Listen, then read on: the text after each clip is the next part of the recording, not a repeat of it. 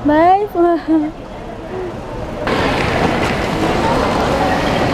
Dito na ako sa airport, Terminal 3. Time is 3:18 a.m. Yung flight, 6:55 a.m. pa.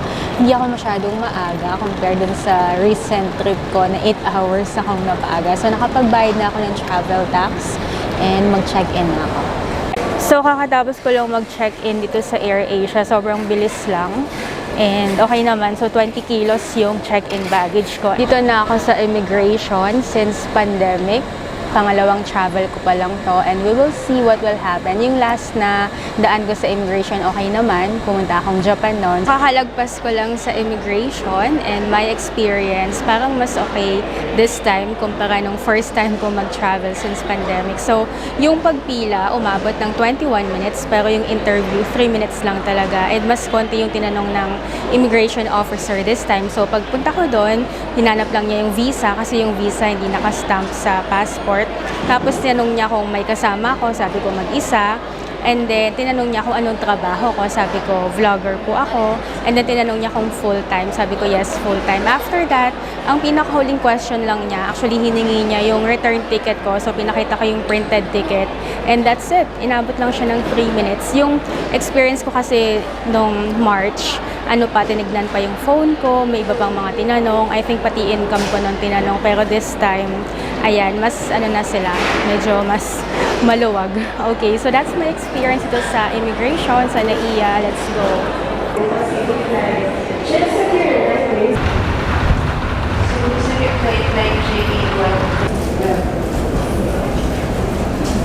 Nakalagay dito, Gate 104, 6:15 a.m.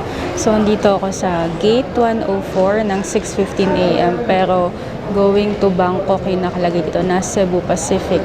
Time is 6:15 a.m. Wala pang tulog. Let's go to the new gate assignment.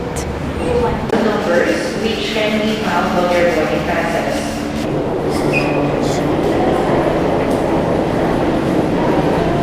So finally, naka-board na din. Nauna akong nag-board sa ibang passengers kasi ang pinili kong seat this time, yung pinakaunahan.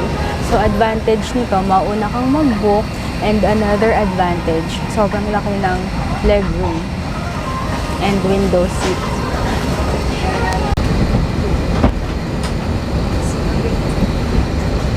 Luwag.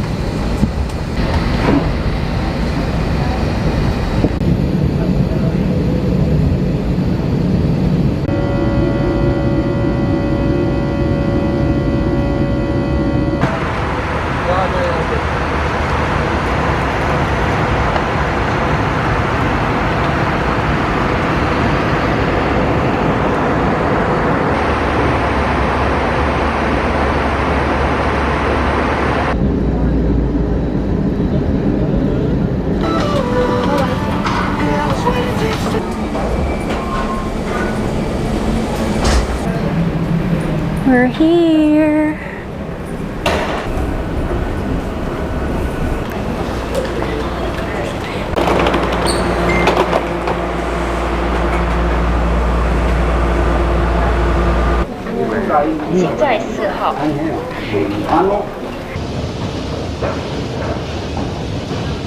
So we made it in Incheon Airport and ayun na yung luggage. Time is 12:45 p.m. Okay, ito na yung luggage. Ano ko abutin to? Nakuha ko na. Tinulungan ako nung airport employee kasi medyo hirap niyang kuhanin. So, okay, we're here.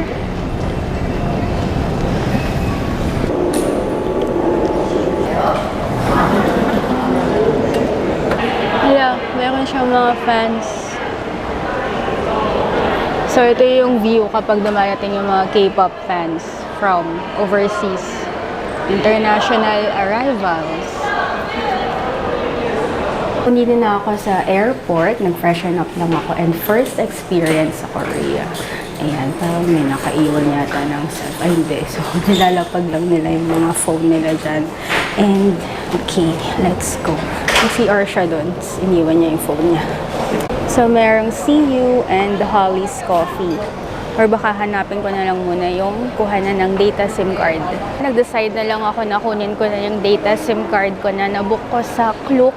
Madali lang naman siyang hanapin. So, ito na yung arrivals, and yung gate, and then makikita mo na dito yung LGU Plus na kiosk. For local call Yeah, data.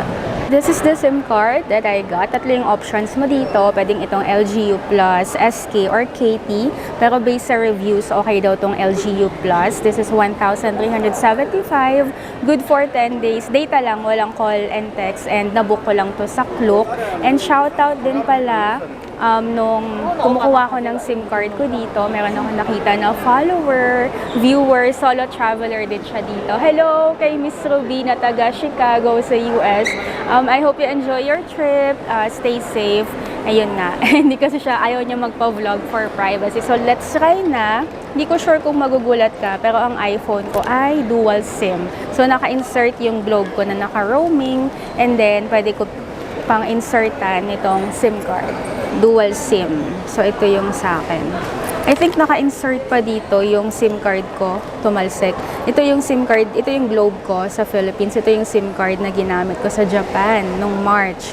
Okay, palitan na natin yan. Ito namang LGU Plus.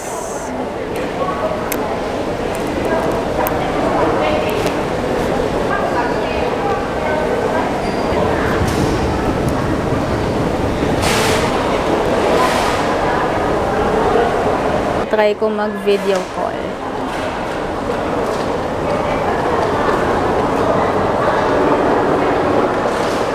Ayun. Okay, connected na. Hello!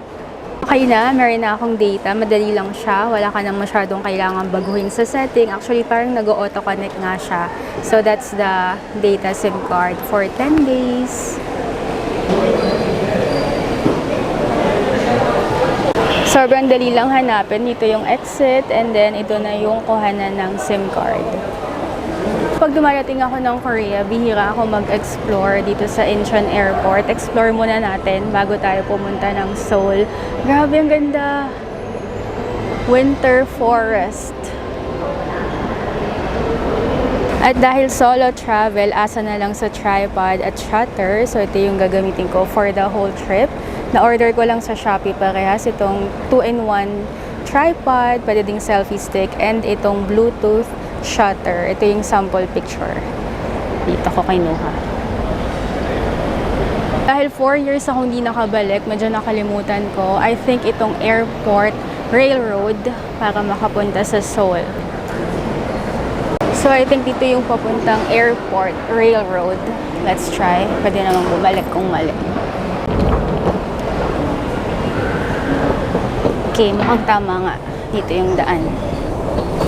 Pag susundan mo lang yung mga sign papunta sa airport railroad, ito yung makikita mo. Ito yung pinaka-landmark ko. Kapag nakita ko tong orasan na to, yan, tama yung daan na tinatahak ko. And then, ganda dito. So, merong Burger King. And then, I think, ano ba to? Hanok ba to? Or Palace ba yan? Ganda. Pag nahanap mo na to, dito ka na din pwedeng magpa-load ng train ng T-Money mo. Kung wala naman, dito ka pwedeng bumili. Pwede ka din kumain dito. And, ayan, hanapin na natin yung connecting train papunta sa Seoul proper. So, dito mo mahanap yung bilihan ng mga T-Money, mga train, car. Dito naman yung entrance para makasakay ka na ng train. Kung meron kang existing na T-Money, dito naman yung loading station. Ayan, ticket vending, and card recharge. And then, pwede ka nang sumakay dyan. Okay, papaload lang ako. So, dahil meron ako existing na T-Money card, nung 2019 pa to, hindi ko lang sure kung pwede pa. Try natin. And then, meron na akong mga won na natira din nung 2019. Ayan, so magpapaload ako dito. English. This is a disposable transportation card printout machine. Oh, yeah. You can use it. Sorry. 发行按钮。 Pwede pa kaya? 1回用交通カード発売機です。2番線。乗車率を選択してください。This is a disposable transportation card printout machine. So, meron pa siyang 950. Loadan ko na. Charging. Please wait. If you want the receipt, please press print receipt.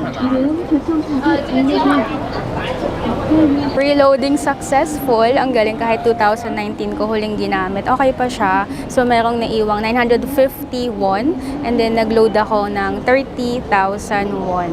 Kasi hindi ko na alam kung magkano yung mula dito hanggang sa Seoul Station. Okay, let's go. Itong T-Money nakakabili nito, 5,000 won, wala pa yung load sa loob, so papaload ka pa. And kapag meron ka na nito, may train card ka na, ang next naman na problema mo ay kung paano mo mahanap yung accommodation mo, kung hotel or Airbnb.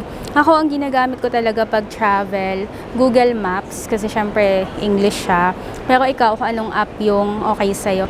So ako kasi, nagstay ako sa Jongno. Pag nagpupunta ako sa Korea, iniiwasan ko yung masyadong mga touristy like Gangnam, Myeongdong. Alam ko kayo, dyan kayo nagsistay. Pero ako mas gusto ko kasing ma-feel yung parang ano ka lang, local ka lang, yung medyo mas tahimik. So sa Jongno ko madalas. So, let's go. Punta tayo from dito sa airport, going to Seoul Station, and then Hyewa Station para sa Airbnb na nabook ko.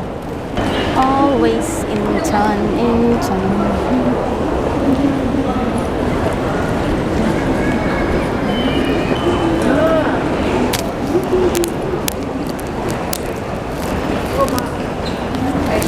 So magsa-start na tayo guys, papasok na ng train station. Basta hahanapin ko lang yung Seoul Station. Alam ko hindi na ako maliligaw dyan.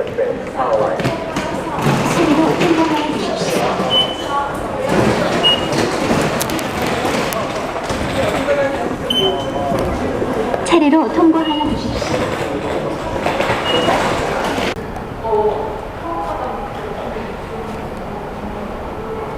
After about an hour, hindi ko na vlog yung biyahe. Nag-decide ako na hindi muna mag-check-in sa Airbnb. So instead na bumaba ako ng Seoul Station, dito ako ngayon sa Hongik Station, Hongdae University.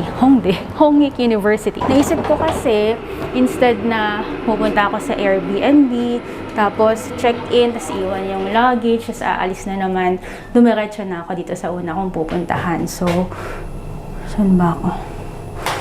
Platform B1. Mali ata ako, lo. Ano ba to? Okay. Ayan.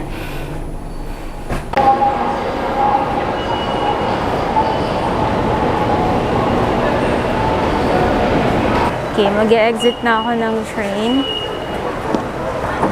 Mali. Hala, bakit mali? Ano ba yan? Bumukas naman. Now, I'm looking for exit 9 sa Hongik Station.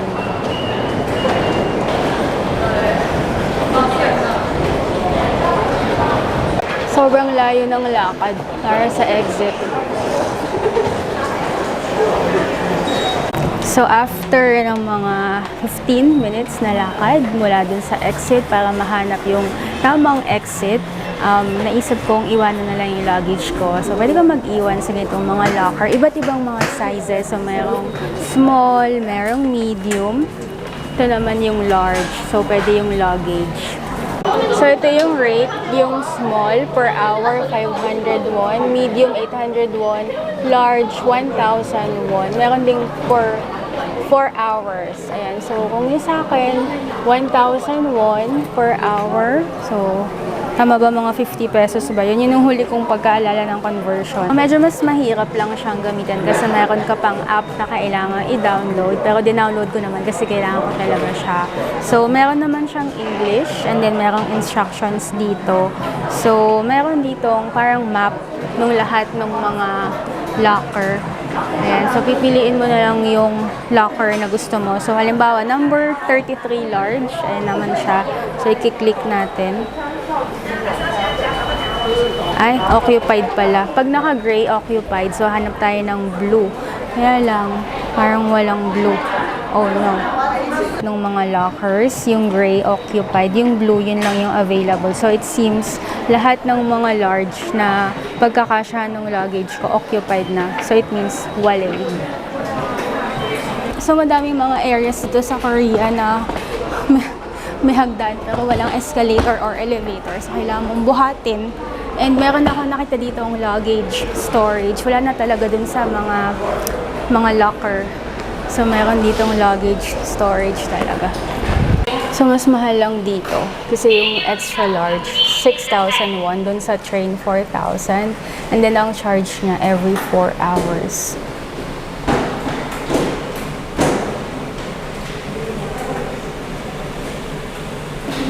Okay, so let's try English. Store. Store, 1. Please select a locker. Ayun, may available. D61. Would you like a receipt? Yes. The locker has been opened. Okay. Please close the door after putting Ayun in ang ganito. Self-service lang dito. Ikaw mag-iintindi kung paano ikaw din mag-enter, kung magbubukas, at ikaw din maglalagay ng luggage mo.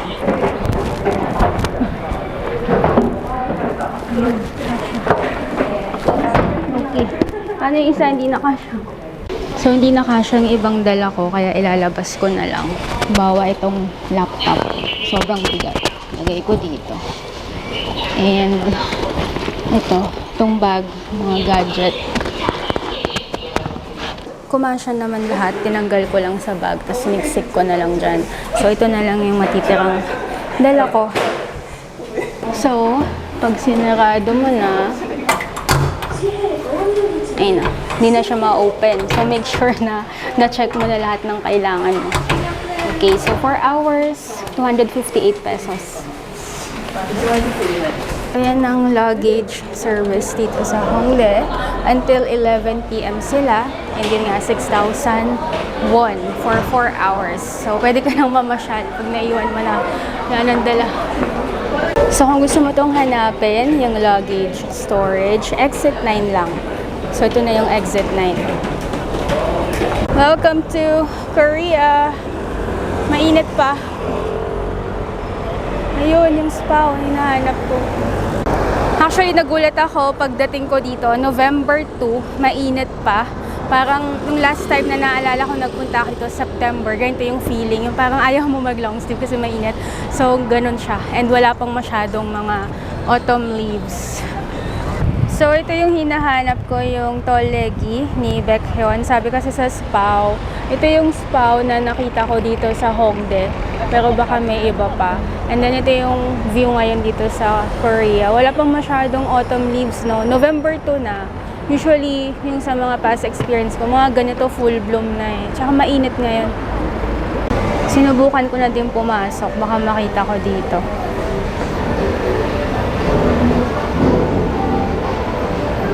So, mali daw. Hindi daw dito sa Spao na branch. OOTD na lang from last night pa. Ayan. Okay. Hindi ako nag-exaggerate, pero mainit talaga. Yung parang gusto mong mag-season na nag-long sleeve ka. And papakita ko sa inyo yung mga ginkgo trees na usually color yellow na pag mga ganitong time. Naman sa likod. Ayan o. So, hindi pa siya masyadong nagta-turn, pero naglalagas na. Ayan, naglalagas na dito. Pero hindi pa masyadong nag-yellow. Hindi ko alam kung ano explanation dito. Global warming ba o talagang nag-iiba lang talaga. Kasi paubos na. Hindi pero naglalagas pero hindi pa masyadong yellow. Bus in Korea. Ito yung view, Hongdae. And ito naman yung L7 Hotel. Yung huling punta ko dito ng 2019. Dito ako nagstay. So dito yung view ng kwarto ko, somewhere dyan. Kasi ang view ko sa umaga, itong Hongdae. Dito medyo yellowish na.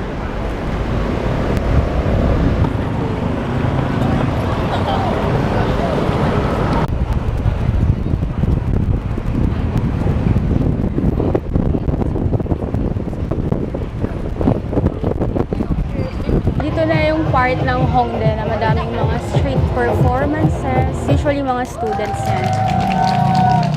여러분들 엑소의 전야 좋아하세요? 전야 가자. 오늘은 진짜 기필코 복근을 까줘.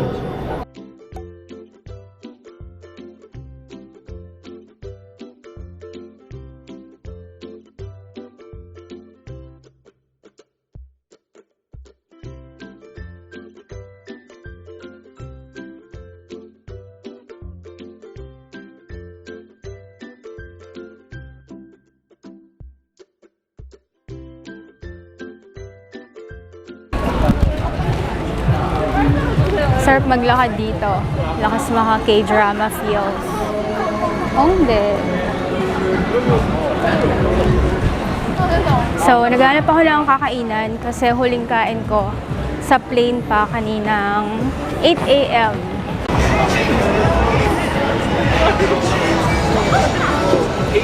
짱 만들어진대요.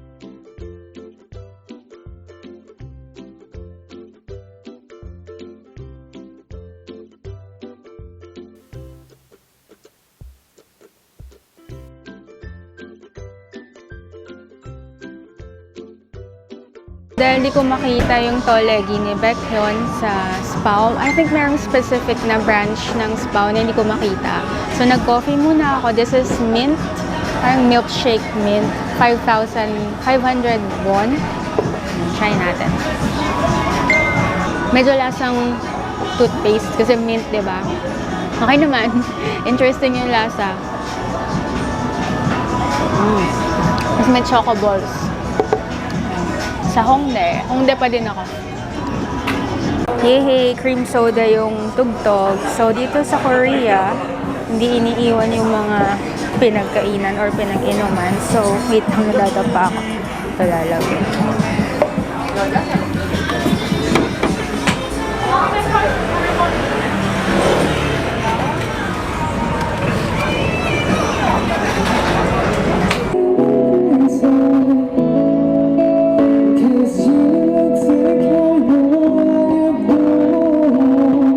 So, di pa din ako nag-give up. Hanapin ko pa din yung Spao na Tolegi.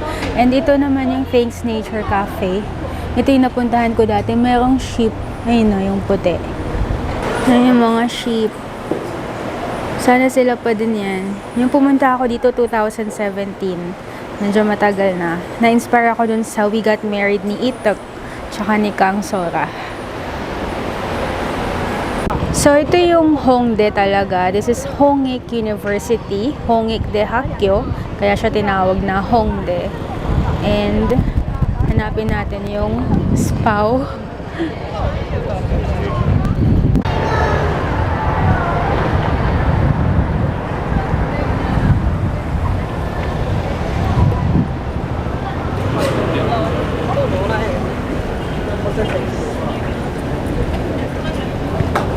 So, yung tinuturo ni Google Maps, dito na ako galing kanina. Dito ako naglakad-lakad. Ayun, nakita ko din, Spao. So, this is AK Plaza. Naalala ko na tong place na to. Meron akong vlog noong 2019. Umorder ako ng data SIM online. Parang dito ko banda naligaw. Dito ko hinanap yun. So, this is AK Plaza.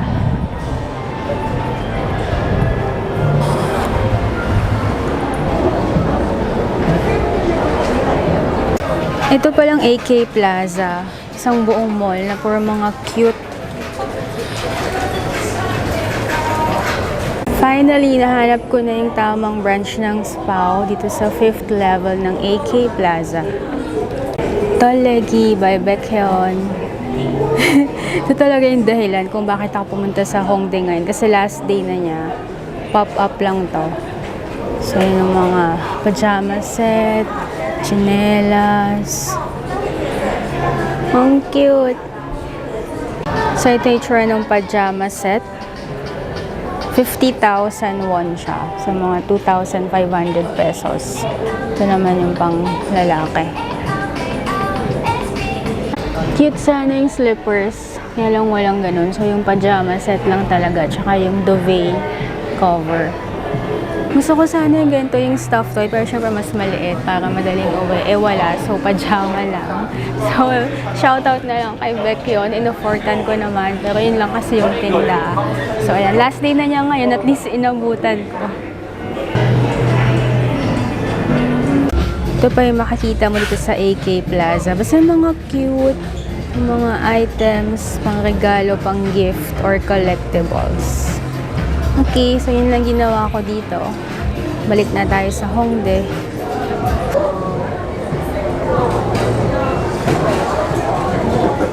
Nasa to buy list ko din ang Starbucks tumbler. Itong ganda, Korea only Starbucks mug. 17,000 won.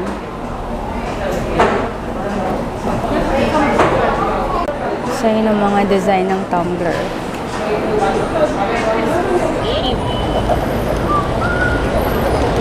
Sana sila pa din.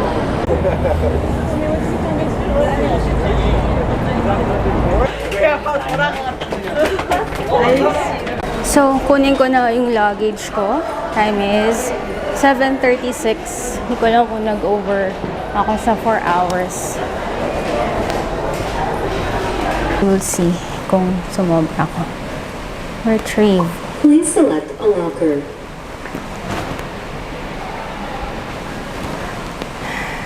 Are you sure you want to end using number 61? Yes. The locker has been opened. Please close the door after taking out the items. Galing. Ayan. So, I think tumagpas ako 4 hours, pero 6,000 lang yung binayad. Sobrang useful ng ganito.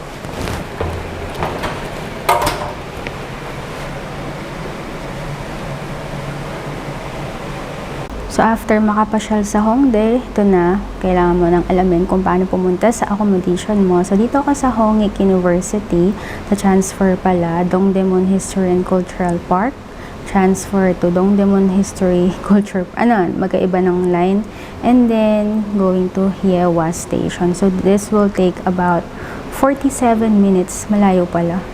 So, yan ginagamit ko, Google Maps. Hindi siya kasing daling gamitin, pero okay naman. Tinatry ko yung Naver Maps, pero baka bukas ko na siya ma-figure out paano.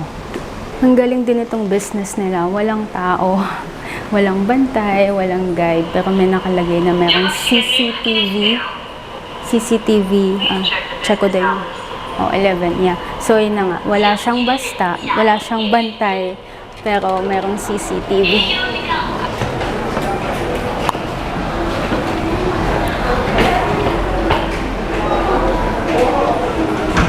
So, yun lang, dahil walang elevator, escalator. At least konti lang to. May ibang mga train station talaga mataas yung flight of stairs na kailangan mong buhatin yung luggage. So, I have to transfer sa line 4. Pupunta na ako sa Airbnb. Ito na, nakapag-elevator na ako kanina. Ito talaga, wala na tong kawala. Dito kailangan dumaan talaga. It's the reality of Korea.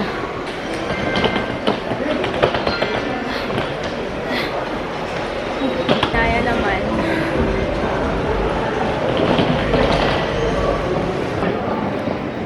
Pagod na ako. Pagod na ako.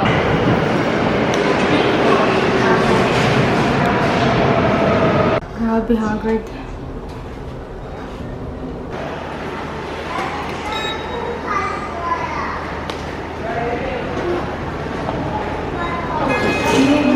Dito na ako sa Hyewa Station. Ito yung favorite ko dito sa Korea, yung coffee bun. So, 1,500 isa. Pumili ako ng tinapay, 2 piraso. Mag-uwi ko na lang papakita. So, I'm looking for exit 4 para sa Airbnb. Grabe, hindi ko na kaya to. Anong oras na? 9 PM na. Kala ko ito na yung exit number 4. Hala, may hagdan na naman. Parang wala namang elevator. Ito na kaya. Grabe, sobrang taas. Grabe. So, nagtanong ako sa Korea. Nakita ko kasi siya bumababa. May luggage na karga-karga. Tinanong ko kung merong elevator. Sabi niya wala daw. Kung gusto ko daw, umikot daw ako sa ibang daan.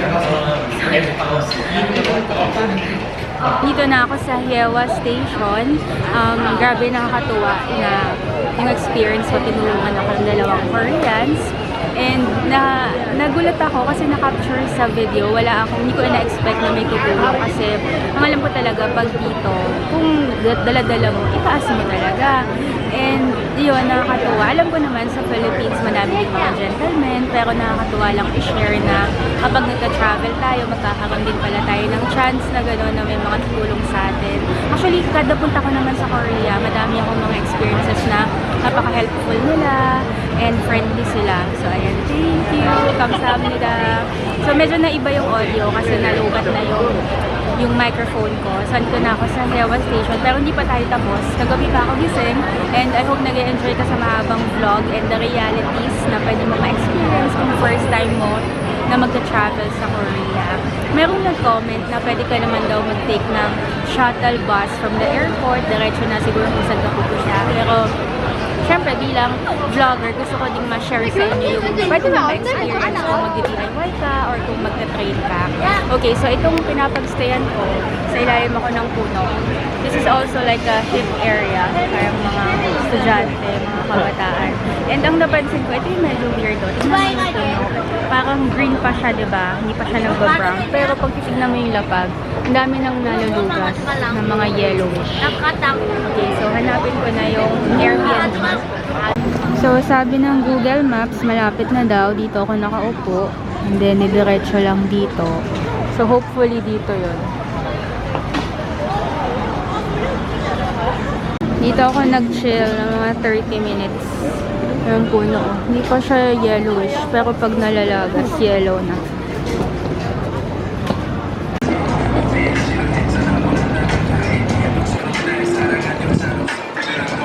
So, yung landmark na sinabi ng Airbnb Art Box. So, dito, 4th floor. I think wala din tong elevator. So, akit na naman ako. Pero maganda yung place. So, mga nightlife. Akit ko na naman to.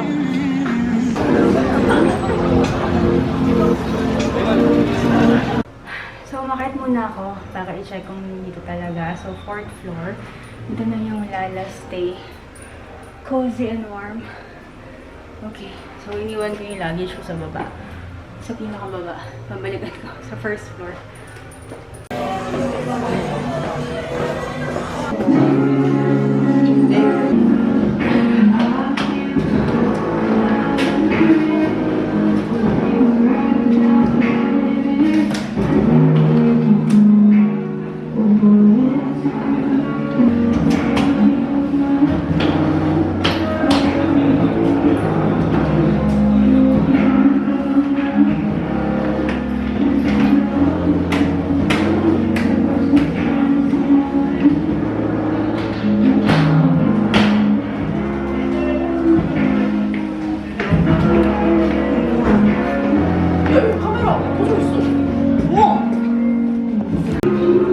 Pagod na ako. Second floor pa lang. So, third. Okay, buhay pa ako. Mula dun sa third. Hanggang dito, tinulungan ako ng isang Korean na babae. Ang bait nila. Pero, haggard lang talaga. Okay, so, check in na tayo dito.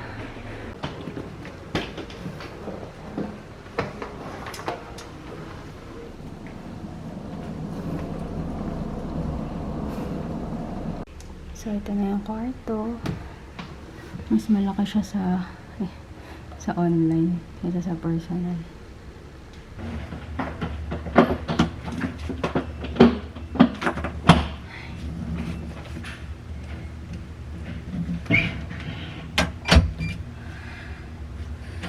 Welcome to my bedroom. Liit lang.